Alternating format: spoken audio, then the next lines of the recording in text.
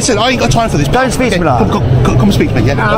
Right, okay, right. You've been causing some issues. No, he ain't. He hasn't. I'm talking to him. No, he ain't. Okay, I'm not talking to you. Calm yourself Go down. away. Calm your attitude down. Speak to the public with respect. Listen, go away. I'm telling you to calm down. Go away. Yeah, I'm DP audit. Respect. Thank you. I'm carrying on all I want. Speak to the public with respect and integrity like you're meant Never to. unit, please. Why is there no police here? Go and speak to the inspector. You call through now and tell him to send police. You don't tell me what to do, pal. Oh, shut your attitude up as well, Right, you. go Wind away. your neck in. Wind Wind your neck in, yes. Wind my neck in. Yeah, Step you're away the from me, police please. officer. Step away from me. See that? That's a claim and a half. You're getting a claim against you. You little you're losing your job, you little. Yeah, you think so? See that, guys? That's assault. Witnesses, yeah? I do nothing wrong. You assaulted me. Right. On camera. Otherwise I'll spray you. Whoa. Yo, he's off his head. He can't be a copper. Whoa. That's look at that. Look at that. Wind your neck and look how bad he is. When the auditor calmly spoke up about the officer's harsh and disrespectful behavior, he simply asked him to relax and act more professionally. Instead of handling the situation properly, the officer reacted physically and pushed the auditor to the ground over nothing more than words. This kind of reaction is clearly excessive and cannot be justified. What's even more concerning is the attitude behind it. This wasn't a quick response to danger. It appeared to be a conscious choice to show control through intimidation. And all of it happened just because someone questioned his behavior. That's not how law enforcement should work. It reflects a clear misuse of authority.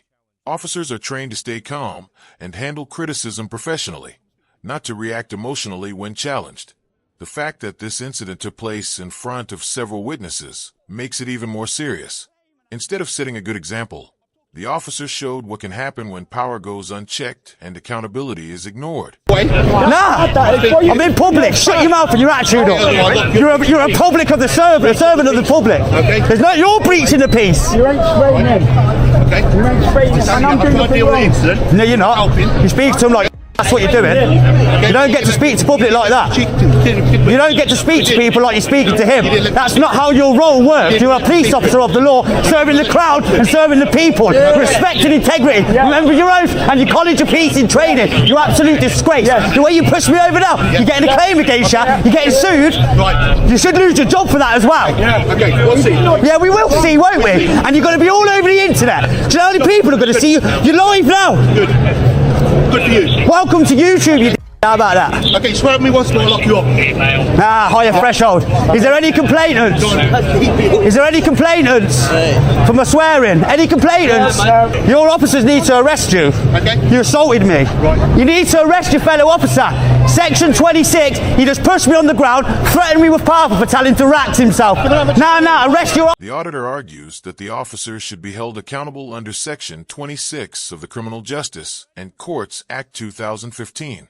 This law makes it a crime for police officers to misuse their authority or behave improperly while on duty. That I end this situation. The auditor was not causing trouble or posing any risk. He was simply questioning the officer's conduct when things suddenly turned physical. That response appears unnecessary and out of line with professional standards. This situation is similar to a past case involving a former South Wales police officer who was found guilty under the same law for abusing his position.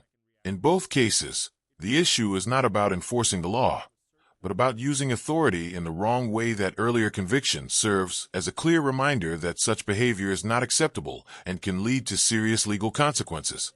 It also highlights that officers can be held responsible when they step beyond their duties. Lying on YouTube, you're going on YouTube, you don't do your jobs correctly, you're going to look like idiots. Nah, he's assaulted, he's assaulted me, mate. We need to work out what's gone on. He's pushed me, he's foot to me like that because he was speaking to him like club and I told him to speak to members of the public respect like you're meant to and professionally, and that is the worst example. He needs to be fired, he's getting sued or we're putting a claim against him. That was outrageous. Arrest him. Arrest him. Do your job. The College of Policing tells you to arrest him. You need to relax, you need to calm down. You need to arrest him. You hear you need to talk to me, tell me what what's going on. So obviously dealing with. He was talking to him, and the way he was speaking to him was disgusting. The way you do not speak to members of the public like that. The way he was disgusting. Everything about him is disgusting. He's going to get. Do you know how many views he's going to do online now? Well, He'll go viral with the way that was. That was one of the worst situations I've ever seen. I've done this for a year now. You need to arrest him. Okay, well, we're not going to arrest him. But You're not going to arrest your colleague when he's just broke the law and assaulted a member of the public. But you're entitled to make. What does your college of policing treat you at the beginning? When you're call your officers. No, you listen to me. He has assaulted me and broke the law. Listen to you. You're entitled to make a complaint online. You're getting sued, mate. Okay. Look at him. Look at him. Instead of admitting any mistake or responding to the auditor's legal point, the officer acted like he was the one being wronged. He behaved as if his personal comfort mattered more than the public's right to question his actions. But officers are trained to stay calm under pressure. Feeling uneasy is not a valid reason to use force, especially when you are in uniform and responsible for upholding the law. Treating discomfort as a reason to act aggressively is a serious concern. This situation was not about safety. It was about control. When his behavior was questioned, the officer didn't try to calm things down, explain himself, or step away. Instead, he pushed the auditor to the ground and later tried to defend it with a claim that had no clear support. That's not how a professional officer should act. It's a clear case of misconduct. Okay. Right, identify yourself. 7459. Name, station. Okay, don't need to give my. Yes, you do. No. 3 forms. You've used your powers against me. 3 forms of identification. Don't point at me. I'll point like I Don't want. point at me. No. Yeah. 3 forms of identification. You're going to push me again, are you? If you can put in my space, yes. Oh, you're in my space now. What would happen if I What pushed I'm you? doing. Well, you can try. Ah, see what I mean? Yeah. See this, people? Yeah. You're welcome to YouTube. Have a good day. What's name and fucking station Have a as good well? day, sir. Name and station. I don't know. On his name and station, he's got to give 3 forms of identification. Under College of Policing guidelines, officers are expected to identify themselves when asked.